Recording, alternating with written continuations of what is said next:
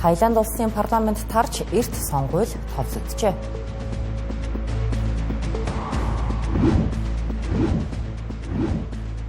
Орос улбаны улс болон Венесуэл улсын ерөнхийлөгчид хоорондоо утсаар ярьжээ.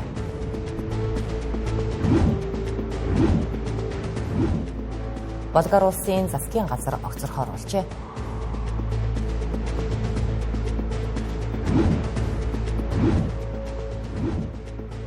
Түүхэн дэх хамгийн том крипто луврын хэрэгээр Do Kwon 15 жилийн ял авлаа. Иргэд студид тавтай морилон үзэгчтэй Тэнгэр-телевиз гадаад мэдээгээ үзүүлэхэд бэлэн боллоо.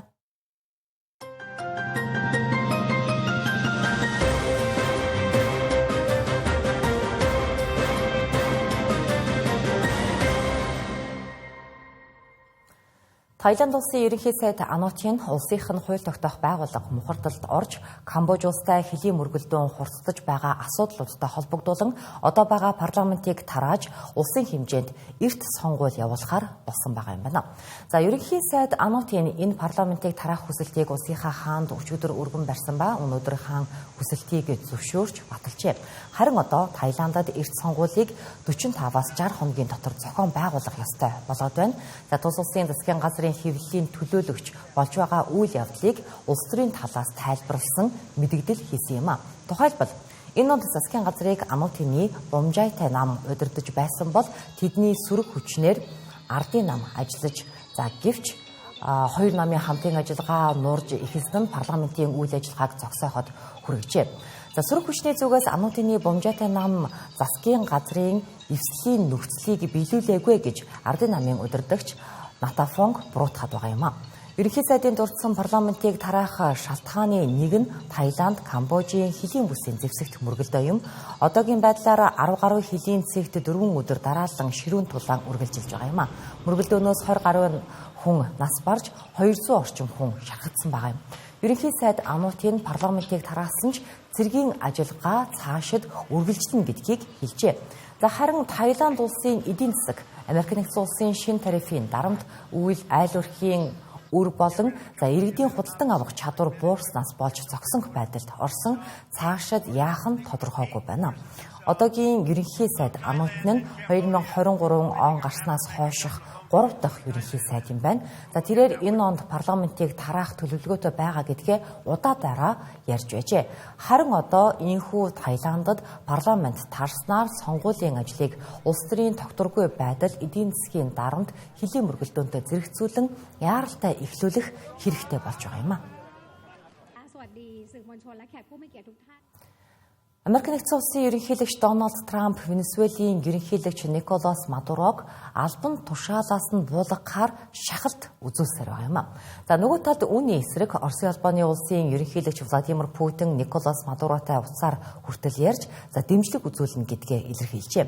За мөн Орос улбаны улсын холбоотон болох Беларусь улсын ерөнхийлөгч Александр Лукашенко Орос улбаны улсад суугаа Венесуэлийн бүрэн эрхэт элчин сайдтай сүүлийн 2-7 хоногийн хугацаанд 2 удаа уулзсан байгаа юм а. Иймхүү Николас Мадуро холбоотон орнуудынхаа удирдлагуудтай холбоо тогтоож ихэсэн нь улс төрийн орогнол ирж байгаа үйлдэл гэж олон улсын шинжээчид үзэж байгаа юм. За Николас Мадуро 11-р сарын 21-нд Дональд Трамптай утсаар ярихдаа хуулийн хүрээнд өршөөлт хамрагдах нөхцөлтэйгээр Венесуэл улсыг орхиход бэлэн байгаагаа илэрхийлсэн гэж Reuters агентлаг мэдээлж байсан юм а. За үүний дараачаар тэрээр ойрын холбоотон орны удирдлагуудтайгаа холбоо тогтоож ихэсэн нь улс төрийн орогнол ирж байгаа үйлдэл гэж үзэхэд хүргэж байгаа юм. Кремлийн зүгээс өчигдөр буюу пүрэв гарагт ерөнхийлөгч Владимир Путин Венесуэлийн удирдагчтай утсаар ярихдаа гадаадын дарамт шахалт нэмэгдэж байгаа энэ үед үндэсний ашиг сонирхол тусгаар тогтнолоо хамгаалах зорилготой Николас Мадурогийн засгийн газрын бодлогыг дэмжиж байгаа гэдгээ дахин баталсан гэж мэдээллээ. За харин Венесуэлийн засгийн газрын хийсэн мэдэгдэлд Орос улбаны улсын ерөнхийлөгч Венесуэлийн тусгаар тогтнолын төлөөх амлалтаа баталж хоёр улсын хоорондын харилцаа үргэлж нийтдээ хിവэр байх болно гэжээ. За мөн пүрэв гарагт Александр Лукашенко Москва дахь Венесуэлийн элчин сайд Jesus Рафаэль хоёр дахь удаага уулзсан байгаа юм. Энэ уулзалтын талаарх мэдээлэл одоогоор гараагүй байгаа. Гэхдээ 2-7 хоногийн өмнөх уулзалтын дараа Беларусын төрийн мэдээллийн Белта агентлаг ерөнхийлөгч Лукашенко Венесуелийн элчин сайдад хандаж Мадурог Беларуст айлчлах цаг нь болсон гэж хэлж байсан юм а. За эдгээр үйл явдлууд Америк нэгдсэн улсын ерөнхийлөгч Дональд Трамп, Венесуелийн ерөнхийлөгч Николас Мадурог албан тушаалаас нь буулгахыг урайлж эхэлсэнтэй шууд холбоотой гэж хэлж болно. Дональд Трампын засаг захиргаа 2013 оноос хойш засгийн эрхэнд байгаа Мадурог Венесуелийн хууль ёсны ерөнхийлөгч гэж хүлээн зөвшөөрөхгүй гэдгээ тодорхой хэлсэн. За тэрээр энэ 7 хоногт Политико сэтгүүлд өгсөн ярилцлагада Мадурогийн өдрүүд дуусах төгсөн гэх утгатай үг хэлсэн. Гэхдээ Карибын тэнгис дэх нөхцөл байдлын тухайд Америк нэгдсэн улс цэргээ Венесуэл руу илгээх эсэх талаар ярихаас татгалзжээ. Болгар улсад 11-р сарын сүүлээс хойш үргэлжилсэн иргэдийн жагсаал тэмцэл тус улсын засгийн газрыг огцруулахад хүргэсэн байгаа юм а. Тодорхойлбол тус улсын ерөнхий сайд Росс засгийн газраа өчигдөр огцрох болсноо бас зарласан. Олон мянган иргэд авилга болон 2026 оны улсын төсвийн төсөлд татвар нийгмийн даатгалын шимтгэлийг нэмэгдүүлэхээр тусгасан бодлогод эсэргүүцлээ илэрхийлэн нийслэл Софи хотод жагсаасны үр дүн инхүү гараад байгаа юм а. Хэдийгээр тус улсын засгийн газар жагсаалыг намдаахын тулд гаргасан төсвийн төслийг цуцалсан боловч Болгарын иргэдийн уур бухимдал намдсангүй. Харин тэд засгийн газар тэр чигтээ авилгад идэгдсэн байгааг болон улс төрийн нэр нөлөөгөө буруугаар ашиглаж байгаа улс төрчдийг буруутган энэ лавга гарагт 100 мянга гаруй жагсагчид нийслэл хотноо цугларан огцрохыг шаарджээ. За энэ нь тус улсад сүүлийн жилүүдэд гараагүй томоохон хэмжээний жагсаалт тооцогдож байна. За харин одоогийн байдлаар засгийн газар огцрох нь тодорхой болсон ч урьд өмнө байгаагүй улс төрийн тодорхойгүй байдалтай нүүр тулаад байгаа юм а. Болгар улс Европын холбооны гишүүнээр 2007 онд элссэн боловч дөнгөж эх оны 1-р сарын 1-ээс эхлээд еврог хэрэглээндээ нэвтрүүлэхээр болсон. Харин ийхүү еврог нэвтрүүлэхээс хэдхэн хоногийн өмнө иргэд жагсаж засгийн газар нь одоо огцроод байгаа юм. Гэсэн хэдий ч албаныхан еврог нэвтрүүлэх үйл явц хэвийн үргэлжилнэ гэдгийг хэлж байгаа. Болгарын улс төрийн нөхцөл байдал сүүлийн жилүүдэд тогтворгүй байсаар ирсэн парламентын хэд хуваагдaltaй байдлын улмаас сүүлийн 4 жил удаадараа ээлжид бус сонгуул болж байсан юм а. Харин энэ удаад ерөнхийлөгч Румен Радев бусад намуудтай зөвлөлдөж шинэ эвслийн засгийн газар байгуулахаар төлөвлөж байгаа юм байна. Нэн даруй шинэ засгийн газар томилогдож чадахгүй бол дахин сонгуул болох магадлалтай байна. За Terraform гэх нэртэй крипто төслийн үүсгэн байгуулагч Do Kwon хэрэглэгчидтэй 40 тэрбум Америк долларын хохирол учруулсан хэрэгээр шүүхээс 15 жилийн хориг хял авлаа. Түүхэнд хамгийн том крипто левруудын нэгээр нэрлэгдэж байгаа энэ хэрэг 2022 онд болсон томоохон ханшийн савлгаанаас үүдэлтэй юм а. Шүүгчийн хэлснээр энэ хэргийн хохирогчийн тоо 1 саяд хүрч магадгүй байгаа юм. За өдгөө 34 настай Do Kwon нь санхүүгийн технологийн мэргэжилтэй тэрээр хэрэглэгчдийг хууран мэхэлж найдваргүй хөрөнгө оруулалтыг аюулгүй гэж итгүүлсэн гэх үндслэлээр буруутгагджээ. Одоогоос 5 жилийн өмнө олон улсад крипто төслүүд эд цэцгэлж байх үед түүнийг криптовалютын хаан гэж хочилж байсан ч удаатай. За гэвч түүний бүтээсэн экосистем 3 жилийн өмнө нуран унаж олон хүн санхүүгээрээ хохирсон юм а. Энэ хэргийн улмаас олон хүн хоримтлалаа үгүй хийж эд хөрөнгө эрүүл мэндээрээ хохирсон байдаг. За мөн зарим буйны байгууллагуудын мөнгөч алдагдаж байсан. Шүүгч Пол Энгельмайер Манхэттен дэх холбооны шүүхэд өдөржин үргэлжилсэн шүүх хурлын үеэр прокуророос шаардаж байгаа 12 жилийн хорих ял нь хангалтгүй. За нөгөө талд өмгөөлөгчдийн хүссэн 5 жил нь үндэслэлгүй гэж үзжээ. Тиймээс эцэст нь 15 жилийн хорих ял олгохоор шийдвэрлсэн байгаа юм. Шүүгч Энгельмайер Do Kwon-ыг эх орондоо буюу өмнөд Солонгост ялаа эдлэх хүсэлтийг нь хүлээж аваагүй байна. Дашрамд дуртахад энэ хэргийн хохирлын хэмжээ крипто салбарт өмнө нь болж байсан FTX биржийн үүсгэн байгуулагч Сэм Банкман Фрид болон OneCoin-ийн үүсгэн байгуулагч Карл Себастьян Гринвудийн үйлдсэн залилангийн хэрэгүүдийн нийлбэрээс өндөр дүн байгаа юм а. Иргэн сануулхад Terraform Labs-ийн гаргасан алгоритм суурилсан Terra USD нэртэй стейблкойны ханш нэг өдрийн дотор огцсон мунсан. Энэхүү стейблкойны үндсэн зорилго нь ханшийн савлгаагүй үргэлж $1 тэнцүү байх ёстой байсан. Гэвч энэ байдлаа алдсан нь хэрэглэгчдийг сандаргаж бүтэн экосистем нь нуран унах шалтгаан болсон юм а. Хонконгод хууль тогтоох зөвлөлийн сонгуул болж эрс тун хангалтгүй байлаа. Ингэхдээ түүхэн доод хэмжээндээ хүрэхэд тун ойрхон буюу 31%-тай гарсан. Учир нь иргэд 11-р сарын 26-ны галт төмрийн шалтгааныг эрх баригчдын хариуцлагагүй байдалтай холбон тайлбарлах хандлагатай байна. Сонгуулийн дүн тоологдох үеэр галт төмөр болсон газарт Хонконгийн иргэд цугларч олон хоногийн турш үргэлжилсэн хохирогчдын дурсгалд хүндэтгэл үзүүлэх ёслолын хаалтыг хийсэн юм а. Бидэнтэй хамтарч ажилладаг CGTN агентлагаас мэдээллийг газар дээрээс нь хүргэнэ. 27 хоног чахам хугацаанд энэ газар олон нийтийн уй гашууга илэрхийлэх төвцөг боллоо. Энэ бол 11-р сарын 26-нд болсон галт төмрийн хохирогчдод хүндэтгэл үзүүлэхээр олон нийтийн санаачлагаар аяндаа бий болсон дурсгалын газар. Галт өртөж шатсан барилгуудаас хитгэн алхмын зайд найз нөхөд гэр бүл хөршүүд нь ирж талигачтай сүүлчийн удаа салгаас гүйцэтгэж байна. Би энд 30 жил шахам ажиллаж байна. Найз маань нас барчихлаа. Бид хоёулаа энд гэрийн үйлчлэгчээр ажилладаг байсан. Ар гэр рүүгээ мөнгө явуулах гэж шаргуу ажилладаг байсан. Тэр 5 настай хүүхэдтэй байсан. Хоёулаа гал таймаа алдсан.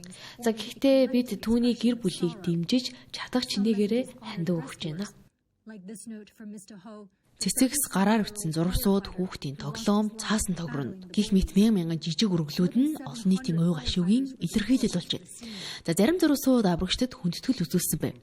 Жишээ нь энэ бол галтай тэмцэж байгаад амиа алдсан 37 настай гал сөнөөгч эрхэм хоод зориулсан зурвс. Хэргийн газарт нийтдээ 700 гаруй гал сөнөөгч ажилласан. Барилгын салбарын хүний хувьд орон сууцны хороололд гал ямар хурдан тархтыг би мэднэ. Хариу арга хэмжээ цаг үе олсон шуурхай байсан. Гал сөнөөгчд цагдаа бүх хилцүүд чадах бүхнээ хийсэн. Би гал сөнөөгчдөд талархлаа илэрхийлмээр байна. Тэд 40 гаруй цаг тасралтгүй ажилласан.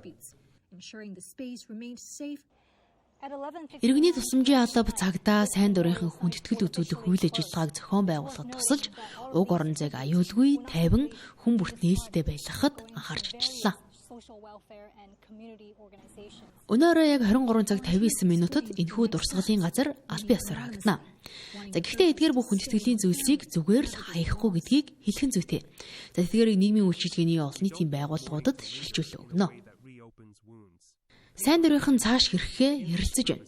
Тэдний олонх нь нэрээ нууцалж олон нийтийн анхаарлыг зөвхөн хагцал зовлон туулж буй гэр бүлүүдэд хандуулахыг хүсэж байна. Бид гашуудал удаан үргэлжлэхээ гэхээс болгоомжилж байна. Цаасан эд зүйлсийг оршуулгын үйлчилгээнд цэцэгсийг байгаль орчны газарт харин зурвсуудыг халамжийн бүлгүүдэд өгнө. Бүх зүйл тайван байсан. Хүн бүр аюулгүй орон зайг бүрдүүлэхийн төлөө хамтран ажиллаж сэтгэл санааны дэмжлэг үзүүлж байна. Үнэхээр зүрх шимшрэн байна. Гэхдээ би олон хүн оршин суугчдад эд зүйл сандвлаж, орон гэрээ алдсан хүмүүсийн төлөө чадах бүхнээ хийж байгааг харсан. Нэг хүн нэг шөнийн дотор мянган хоол хийсэн байсан. Гуанчжоу, Бээжин, Шинжэн зэрэг бусад хотын хүмүүст дэмжлэг үзүүлсэн. Энэ бүхнээс нэг зүйлийг сайн ойлгосон нь хятад хүмүүсийн хувьд бид бүгд нэг нэгнээ дэмждэг.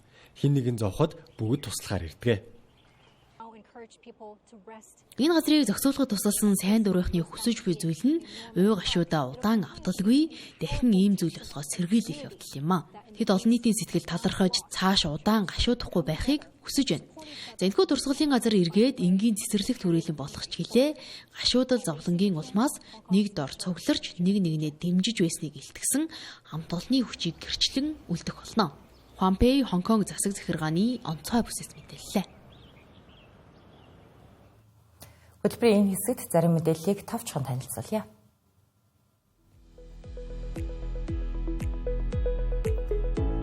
Энэ оны 9-р сарын 25-ны өглөө Бристол хотын урлагийн музейгээс түүхэн эд үлгийн зүйл хулгайсан 4 этгээдийн зургийг өчигдөр ил болгожээ. Хадгалагдаж байсан Их Британий эзэнт гүрний үеийн 600 гаруй үзүүрүүд алга болоод байгаа бол үүнд медаль, үнэт эдлэлүүд, сийсэн зааны ясан эдлэл, мөнгөн эдлэл, хүрэл баримл, геологийн дээж зэрэг соёлын үнэлж баршгүй эд зүйлс багтаж байна.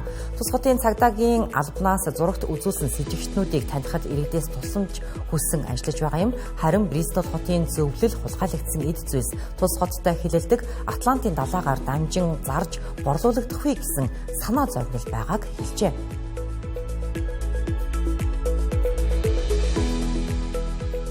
Хятад улс төрөлхийн тоог нэмэгдүүлэхийн тулд эх оны 1-р сарын 1-ээс эхлэн жирэмслэлтээс хамгаалах эм бүтээгдэхүүнд 13% нэмэгдсэн үрдэхийн албан татвар ногдуулж эхлэхээр болжээ.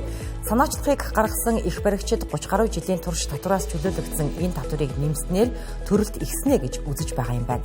Харин мэргэжилтнүүд болон Хятад улсын иргэд энэ шийдвэрийг шүүмжилж эхэлжээ. Татвар нэмэгдснээр бараа бүтээгдэхүүн үйлчилгээний үн өсөж, жирэмслэлтээс хамгаалах хэрэгслийн хүртээмжийг бууруулж, хүсээгүй жирэмслэлт болон бэлгийн замаар халдварлах өвчний тархацыг нэмэгдүүлж болзошгүй гэж үзэж байна. Тус улсын шинжээчид хүүхэд өсгөх нь үн өртөг ихтэй тул Хятад улсын засгийн газраас гаргасан энэ шийдвэр биелэлээ олох нь амаргүй болохыг хэлээд байна. Үр хөндөлт бэлгийн замын халдварт өвчний тохиолдол ихээр нэмэгдэж байгаа Хятад улсад энэхүү шийдвэр нь нийгмийн эрүүл мэндэд эрсдэл дагуулсан шийдвэр болж байна гэж шүүмжлэгчид хэлж байгаа юм.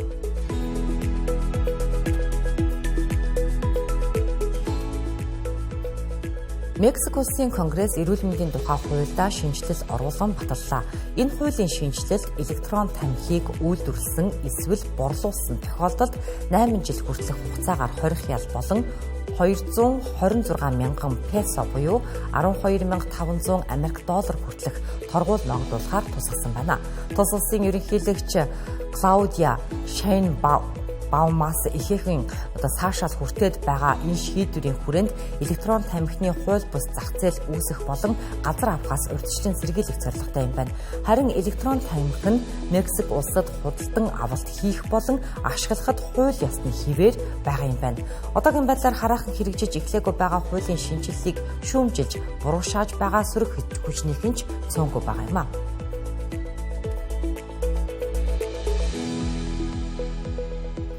Португал улсад 2013 оноос хойш анх удаа бүх нийтийг хамарсан ажил хаялт өчигдөр боллоо. Тодорхойлбол тус улсын дотоодын хамгийн том 2 үйлдвэрчний эвлэлийн ажилчид хөдөлмөрийн хуулийн 100 гаруй зүйл заалтад нэмэлт өөрчлөлт оруулах засгийн газрын төлөвлөгөөний эсрэг орон даяар эсэргүүцэл илэрхийлж ажил хаялт хийсэн байна. Ганцхан өдөр үргэлжилсэн энэ явдлын улмаас Португал улсад галт тэрэгний үйлчилгээ бүрэн зогсож хэдэн зуун нислэг цуцлагдаж улс даяар сургуулиуд хаагдаж эмнэлгийн байгууллагын мэс засал үйлдэлгүүд хойшлогдсон байна. Харин яаралтай тусламжийн үйлчилгээ болон зарим нэг тээврийн хэрэгслүүд үйл ажиллагаагаа хэвийн үргэлжлүүлжээ. Ажил хаялтын улмаас нийслэл Лисбон хот ердийн байдгаас хамаагүй чимээгүй тайван болсон байна. Хотын гудамж талбай ердийнхөөс илүү чимээгүй байсан талаар иргэд ярьсан юм.